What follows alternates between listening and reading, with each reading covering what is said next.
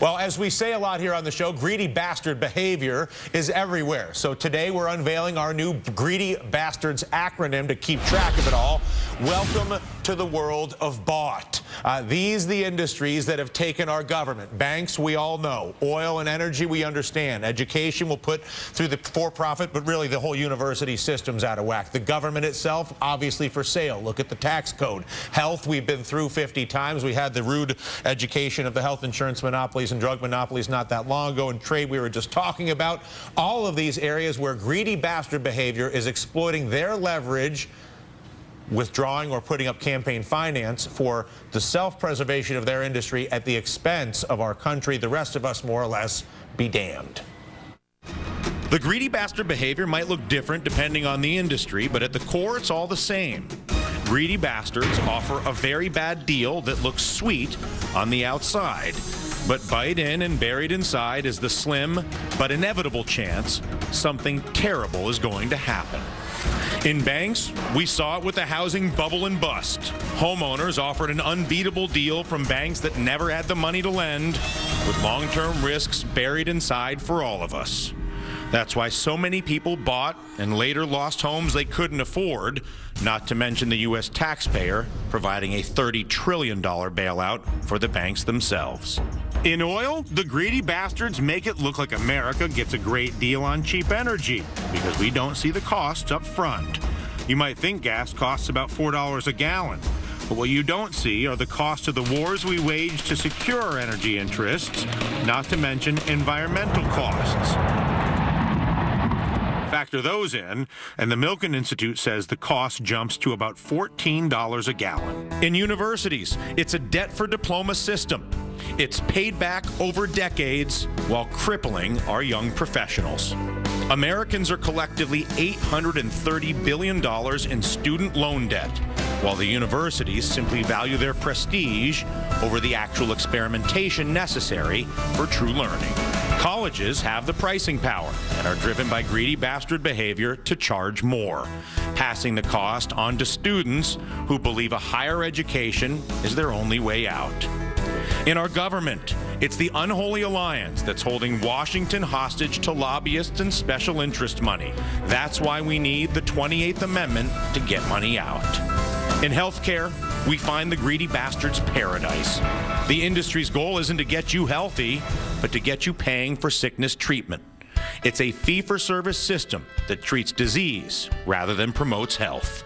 And in trade, the greedy bastard behavior drives a host of unfair tax policies. Those policies making it more profitable for U.S. businesses to export our jobs and our investments overseas. Because for the shareholders, the bottom line and quarterly profits are all that matter. To sum it up, America has been bought. Banks, oil, universities, government, health, and trade. And it is our job to fix it. So we start today with the B for banks and the high price we taxpayers are paying for this corrupt, bought financial system. Here to help us, Paul Blumenthal, the Huffington Post money and influence reporter and editor of HuffPost Fundraise. Paul collaborating with us along with a bunch of folks over at the Huffington Post to bring this coverage to bear this week. Connect the dots for us, Paul. Where do you see the most direct impact on the average consumer, the average American, of the bank's corrupting influence on the way policy is made in Washington?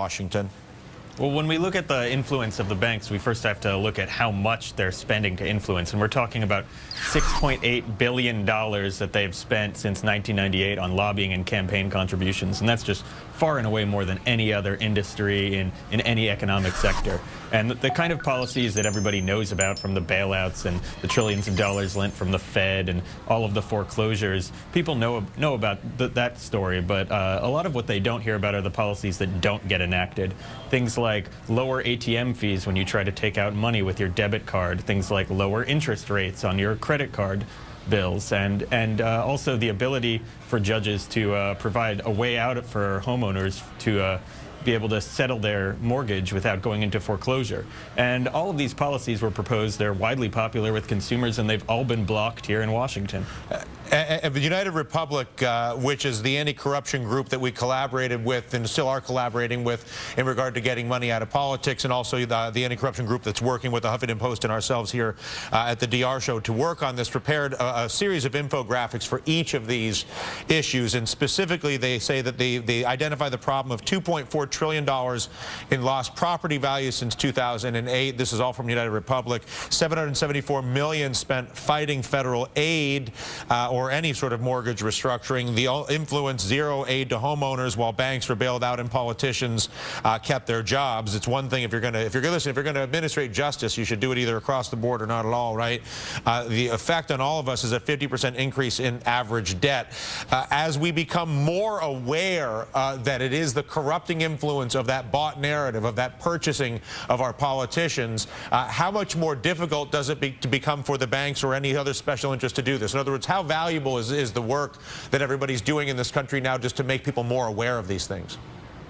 Well, I think that, not only do we need to be made more aware, but if people are going to actually try to change how their congressmen or how their senators vote, they need to actually engage with them on these kind of subjects. I feel like we saw that when the SOPA and the PIPA debate over anti-piracy legislation, where you saw a lot of these companies organize a lot of people online to start getting in touch about certain legislation, and you're going to see a lot more of that, I believe, as people pay more attention to the influence of money on all of these issues that affect them. There's also a news item today that warrants our conversation, which is that Fannie and Freddie, the two major housing agencies that the American taxpayer and government has empowered to provide financing to homeowners for years, in some ways a participant, a vehicle for the inflation of the housing bubble itself, a political vehicle, one that we've bailed out along with the banks, now disclosed today